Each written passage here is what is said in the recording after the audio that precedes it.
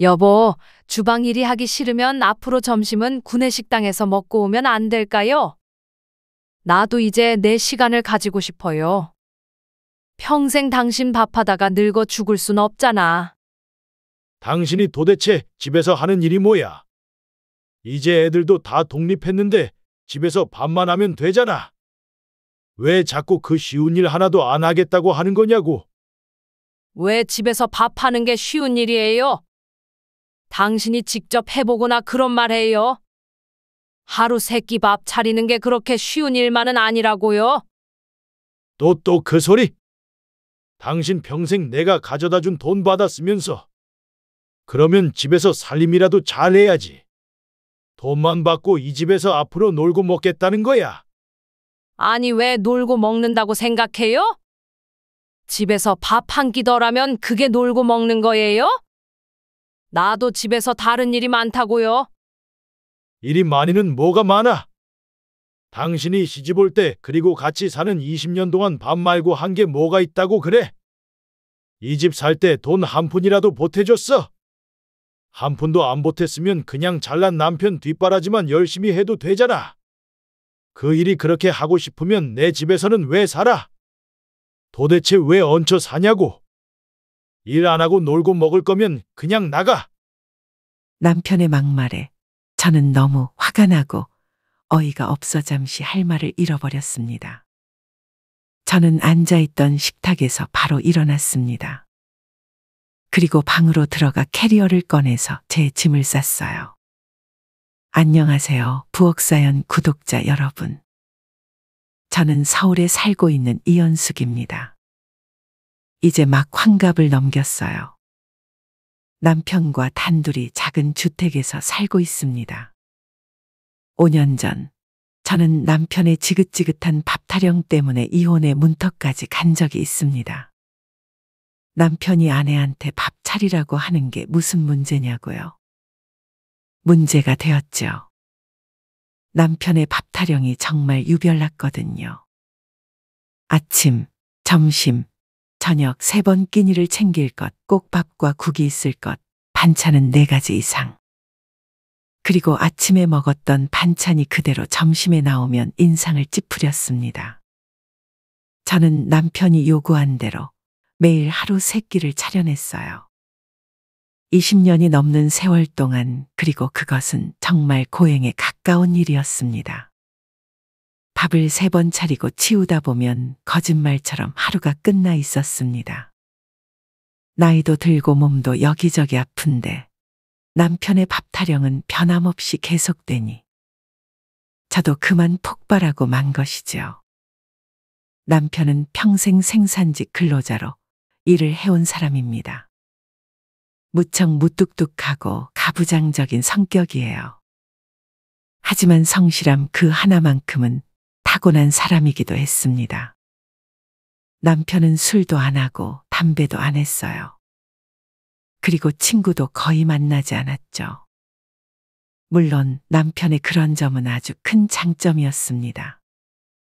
하지만 제 입장에서 남편의 그런 모습은 때때로 숨이 막힐 만큼 답답하기도 했어요.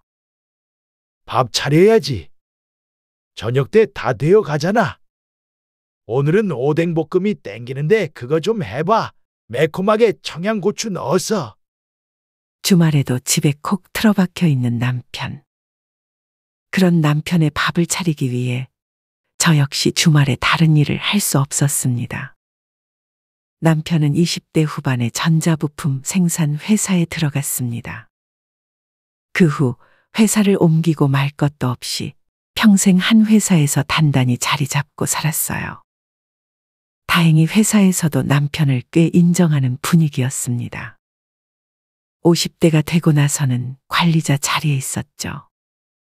남편이 30대 초반이 되었을 무렵 저희 부부는 남편 회사 근처에 집을 마련했습니다. 집에서 회사까지는 걸어서 10분 남짓한 거리였어요. 한마디로 엎어지면 코 닿을 거리였죠. 집을 옮긴 후 남편은 점심시간에 구내식당에서 밥을 먹지 않았습니다. 점심시간이 되면 집으로 와서 집밥을 먹었죠.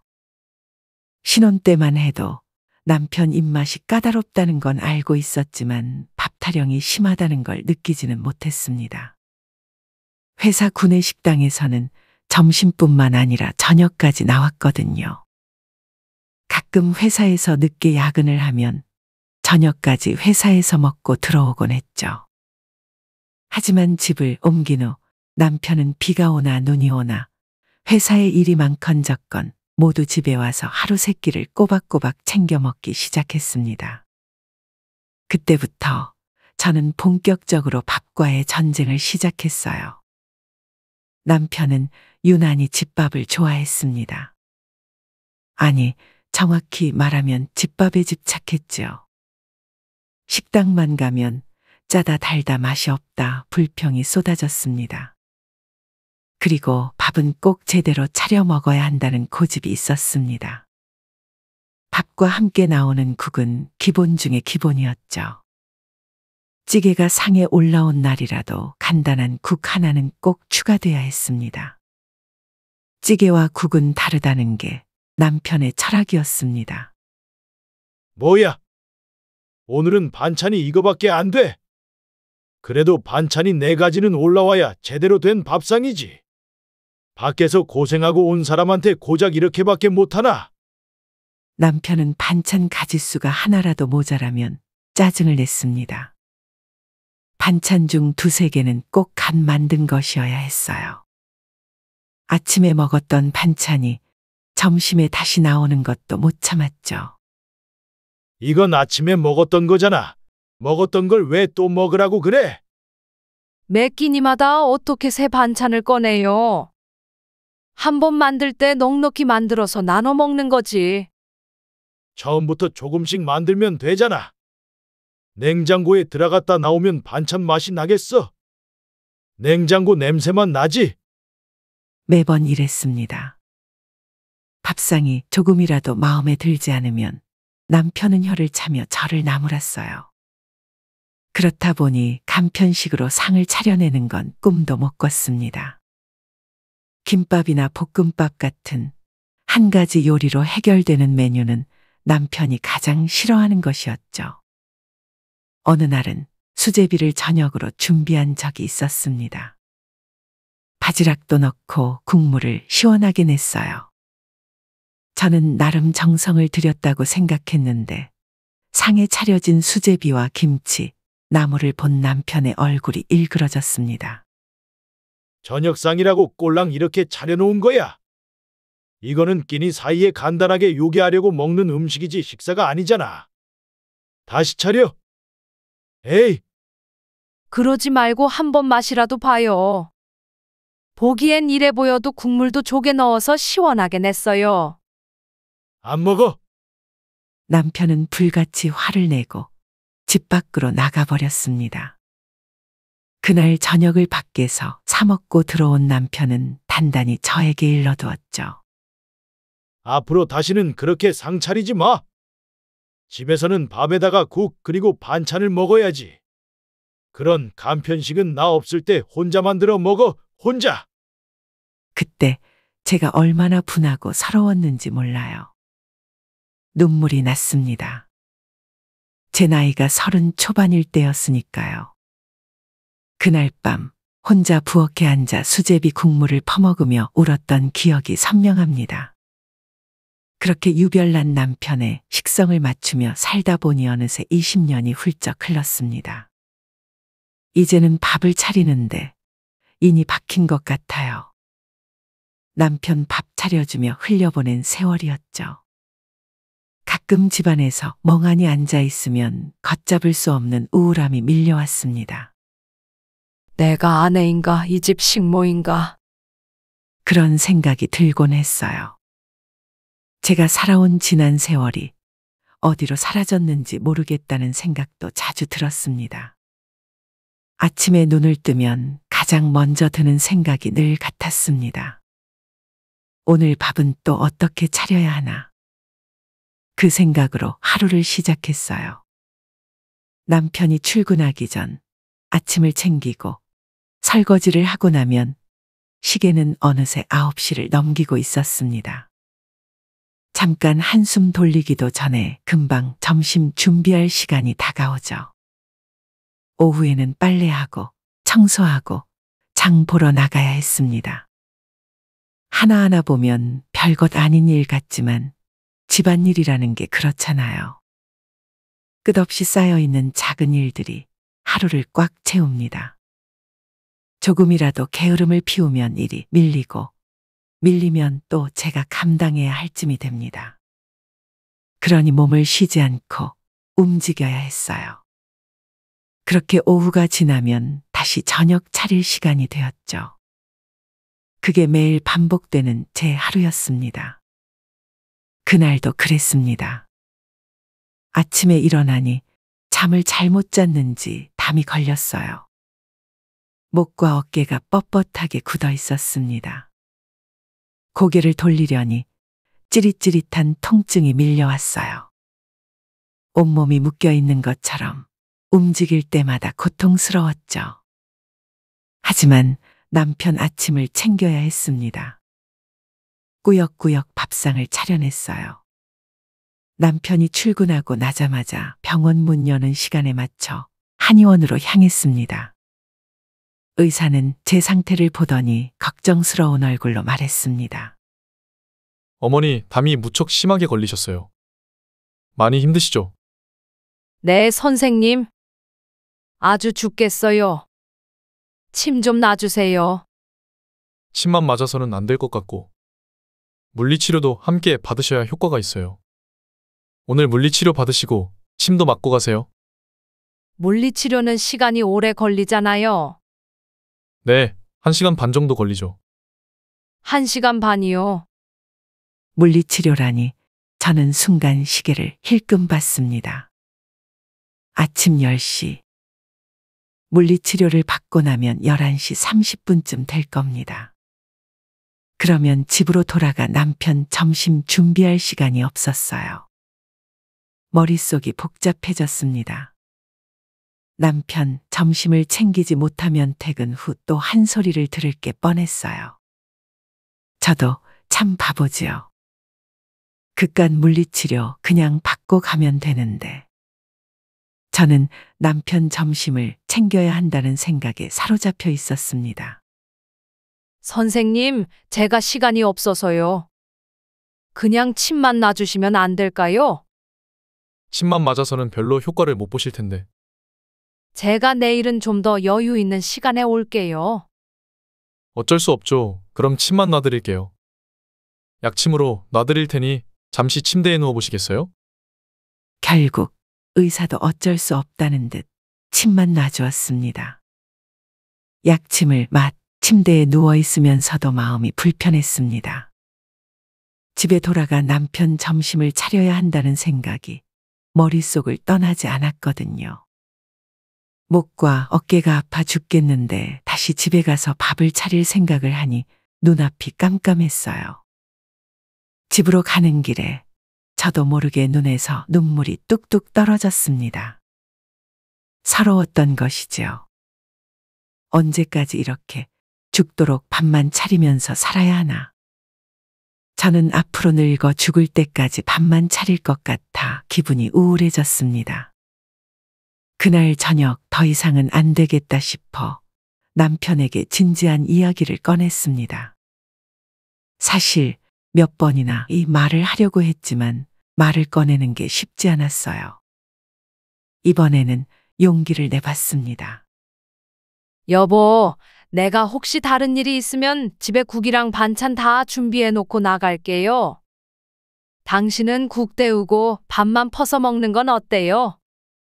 나도 잠깐 바람도 쐬고 싶고 내 생활을 하고 싶은데 당신 새끼 밥 차리려니까 내 생활이 하나도 없는 것 같아서 힘드네요.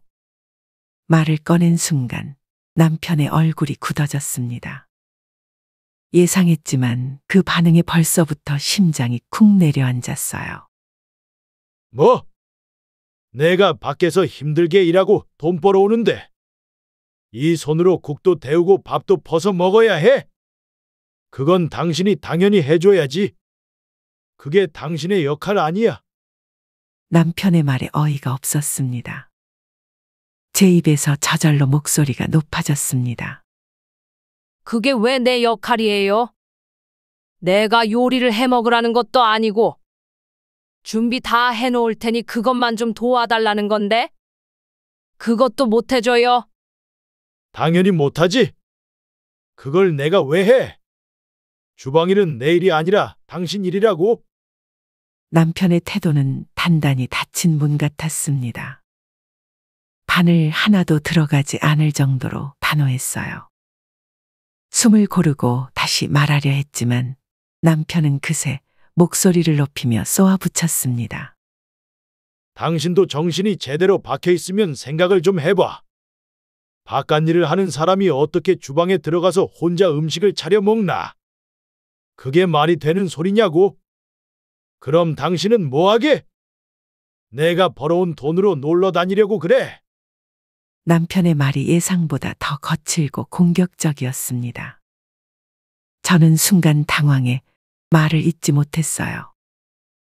하지만 속은 부글부글 끓어올랐습니다. 그깟 밥 퍼서 먹는 게 뭐가 그렇게 어려운 일이라고 저렇게까지 화를 내는지 정말 야속했습니다.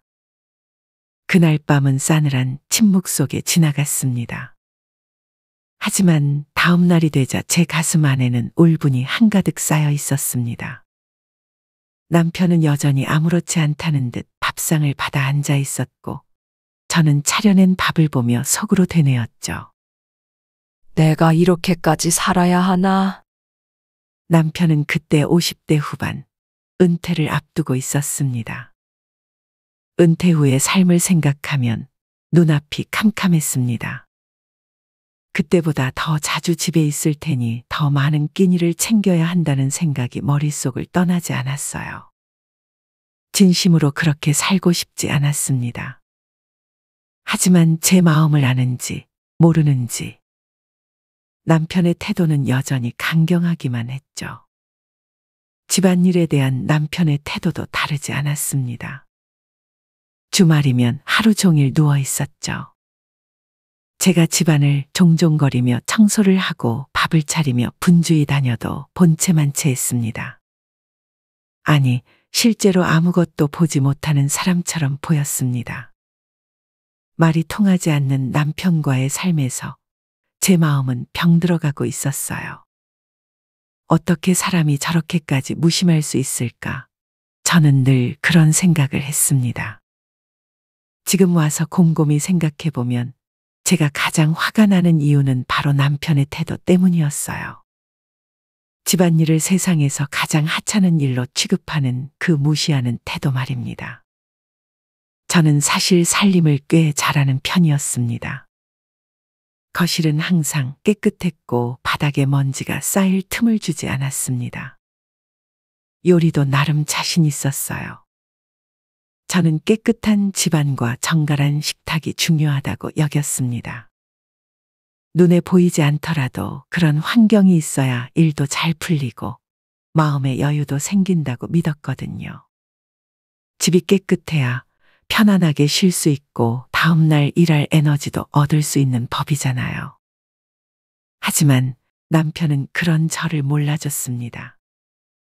항상 이렇게 말했죠. 그깟 집안일이 뭐가 대단해? 기술이 필요해. 지식이 필요해. 아무나 다 하는 일을 가지고 뭐가 그렇게 힘들다고 매번 투덜대는 거야? 남편이 이런 말을 할 때마다 제 속은 뒤집어질 것 같았습니다. 집안일이 가장 힘든 점이 뭔지 남편은 아마 평생 몰랐겠죠. 매일 열심히 해도 눈에 티가 나지 않는 일이라는 점. 하지만 단 하루라도 소홀하면 금방 티가 나서 사람들 눈에 거슬리게 된다는 점이었어요. 살림을 잘하면 당연한 거고 조금만 소홀하면 타박을 들어야 했습니다. 남편은 알고 있었을까요? 저도 남편 못지않게 성실하게 일하고 있다는 사실을요.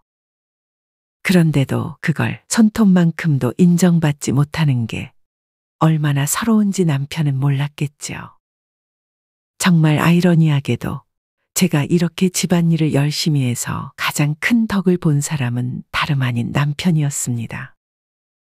깨끗한 환경 속에서 남편은 회사에서 일도 잘하고 성실히 삶을 이어왔죠. 남편이 그렇게 무탈하게 직장 생활을 할 수 있었던 것도 좋은 환경이 있기 때문이었습니다. 하지만 집안일은 돈이 되지 않는다는 이유로 남편에게는 늘 하찮은 일로 여겼어요. 젊었을 때는 그냥 그런가 보다 했습니다. 하지만 나이가 들수록 가슴속에는 화가 쌓여갔습니다.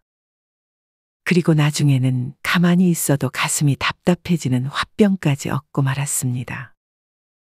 마음이 힘든 날이면 오랜 친구와 통화를 하며 속을 풀었어요. 영자야, 나 진짜 이렇게 평생 살아야 하나 싶어.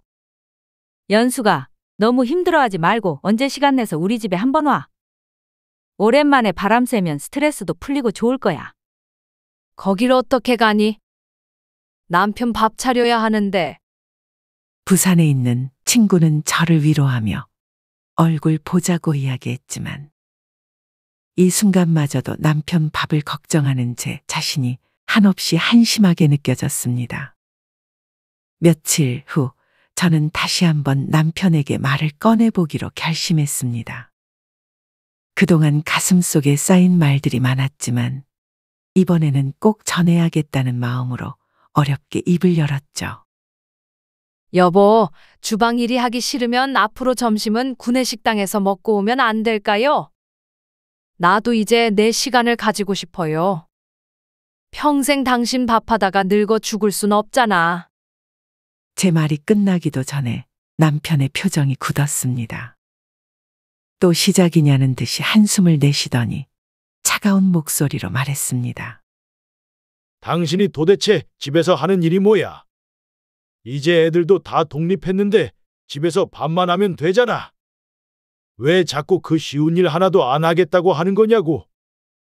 그 말을 듣는 순간 속이 울컥했습니다. 하지만 참고 대꾸했어요.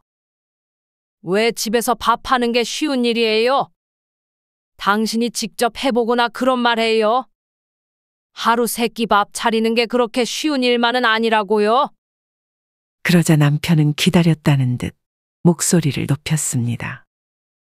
또 그 소리? 당신 평생 내가 가져다 준 돈 받아 쓰면서 그러면 집에서 살림이라도 잘해야지. 돈만 받고 이 집에서 앞으로 놀고 먹겠다는 거야. 그 말에 가슴이 턱 막혀서 할 말을 잃었습니다. 놀고 먹는다니요. 제가 어떻게 하루 종일 분주히 살았는지 남편은 정말 모르는 걸까요? 화를 참을 수 없어 다시 말했죠. 아니, 왜 놀고 먹는다고 생각해요? 집에서 밥 한 끼 덜하면 그게 놀고 먹는 거예요? 나도 집에서 다른 일이 많다고요. 일이 많이는 뭐가 많아? 당신이 시집 올 때 그리고 같이 사는 20년 동안 밥 말고 한 게 뭐가 있다고 그래? 이 집 살 때 돈 한 푼이라도 보태줬어? 한 푼도 안 보탰으면 그냥 잘난 남편 뒷바라지만 열심히 해도 되잖아. 그 일이 그렇게 하고 싶으면 내 집에서는 왜 살아? 도대체 왜 얹혀 사냐고. 일 안 하고 놀고 먹을 거면 그냥 나가. 남편의 막말에 저는 너무 화가 나고 어이가 없어 잠시 할 말을 잃어버렸습니다. 두 눈에는 눈물이 가득 고였지만 이를 악물고 참았죠. 남편에게 제가 그동안 어떤 존재였는지 똑똑하게 알 수 있었습니다. 저는 그저 집에서 쉬운 집안일이나 하며 남편 돈이나 축내고 있던 한심한 아내였던 거예요. 더 이상 남편과 함께 살아야겠다는 의지가 사라졌습니다. 저는 앉아있던 식탁에서 바로 일어났습니다. 그리고 방으로 들어가 캐리어를 꺼내서 제 짐을 쌌어요. 짐을 싸는 동안 마음이 얼마나 비참했는지 차마 말로 다 표현할 수 없었습니다. 남편은 집까짓게 가면 어딜 가냐는 눈초리로 저를 바라보고 있었죠. 그도 화가 나는지 씩씩대며 식탁에 앉아 있었습니다. 그리고 저는 그 길로 캐리어를 끌고 집 밖으로 나왔어요. 시간은 밤 9시가 넘어가고 있었습니다. 남편은 저를 붙잡지도 않더군요. 정말 나쁜 인간이라는 생각이 머릿속을 가득 채웠습니다. 막상 집을 나와도 갈 곳이 없는 건 사실이었어요. 친정 부모님은 며칠 전 돌아가셨습니다. 제 여동생은 경기도에 살고 있었지만 동생도 가정이 있어 지금 쳐들어가 폐를 끼칠 수도 없었어요. 그때 한번 놀러 오라고 했던 영자가 떠올랐어요. 어렸을 때부터 무척 친했던 오랜 친구였습니다.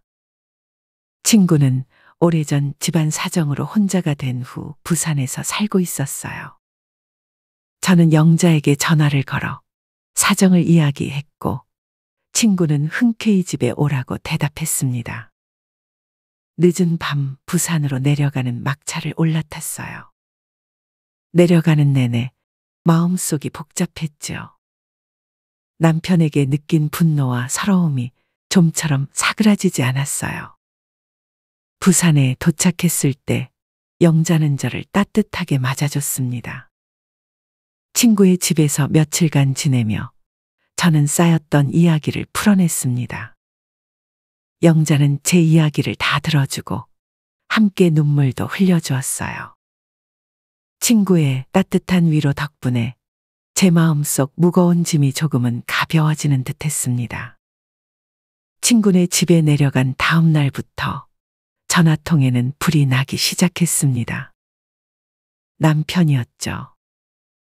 저는 남편의 목소리만 생각해도 기분이 끔찍해졌습니다. 전화를 받으면 또 어떤 막말을 쏟아낼지 뻔했어요. 더 이상은 단 한마디의 대화도 하고 싶지 않았습니다. 수십 통의 전화를 끝내 받지 않으니 남편은 포기했는지 전화는 다시 잠잠해졌죠. 어쩌면 이번 일로 이혼을 할 수 있겠다는 생각이 들었습니다.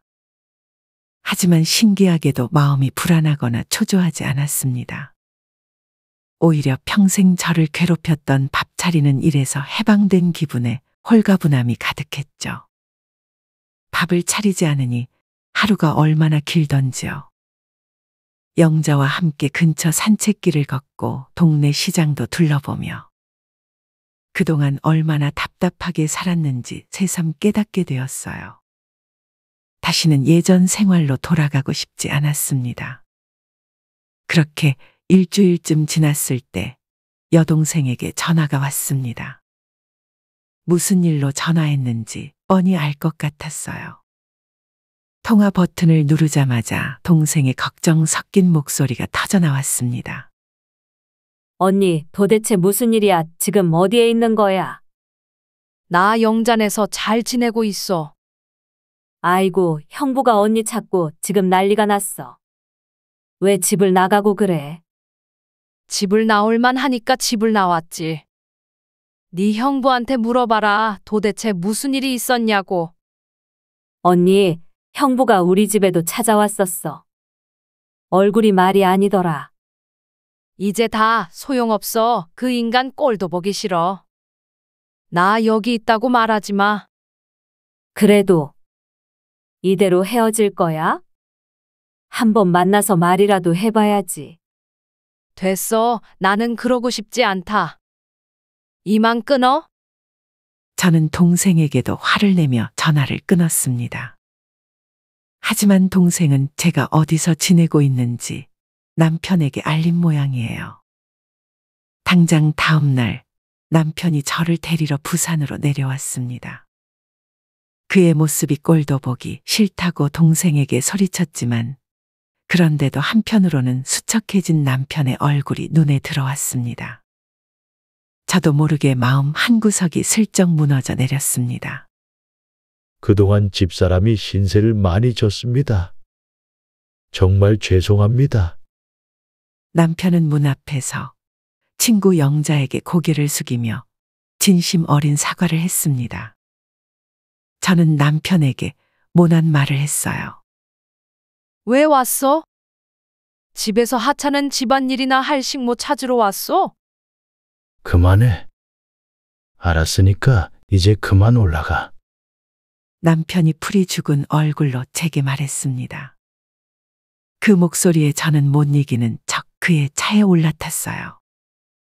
서울로 돌아가는 길, 저희는 차 안에서 단 한마디도 나누지 않았습니다. 저는 여전히 단단히 화가 난 얼굴로 창밖만 바라보고 있었죠. 차 안은 무겁게 가라앉아 있었고 엔진 소리만이 조용히 울렸습니다. 2시간쯤 그렇게 달렸을까요? 갑자기 옆에서 이상한 소리가 났습니다. 저는 이게 무슨 소린가 하고 옆을 돌아봤어요. 그런데 남편이 눈물을 뚝뚝 흘리고 있었습니다. 저는 속으로 너무 깜짝 놀랐어요. 남편은 부모님이 돌아가셨을 때도 슬퍼하긴 했지만 그렇게 엉엉 울지는 않았습니다.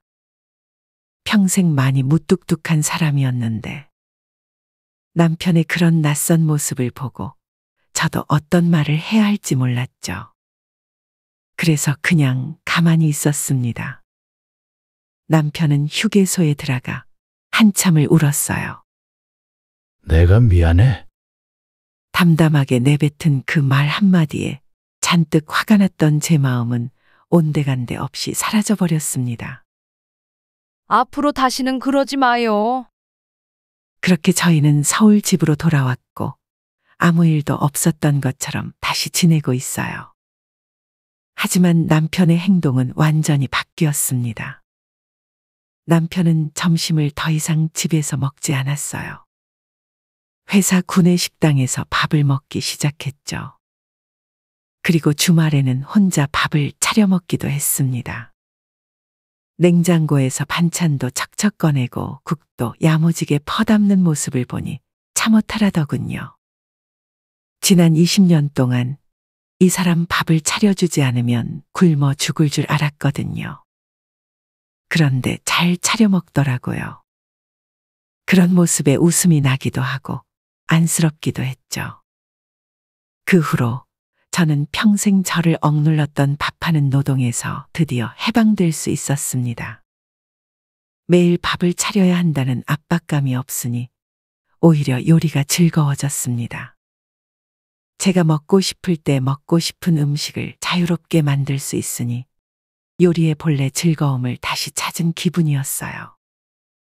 사실 가족이 오랜 시간 동안 서로 얼굴 맞대고 살다 보면 서로가 얼마나 소중한 존재인지 잊고 사는 것 같습니다. 아무리 편안한 사이라도 상대방을 존중하고 배려해야 한다는 걸 잊지 않았으면 좋겠어요. 결국 모두가 각자의 삶에서 고군분투하며 살아가는 인생들이니까요. 지금까지 제 사연을 들어주셔서 감사합니다. 여러분의 가정은 늘 평안하시길 진심으로 바랍니다. 오늘 사연 어떻게 들으셨나요? 이번 이야기가 구독자 분들에게 따뜻한 위로가 되었으면 좋겠습니다. 느끼신 점이 있다면 댓글로 허심탄회하게 의견을 나눠주세요. 부엌사연은 여러분의 구독과 좋아요 그리고 댓글로 유지됩니다. 앞으로 더 좋은 사연으로 찾아뵐 수 있도록 많은 도움을 부탁드려요. 감사합니다.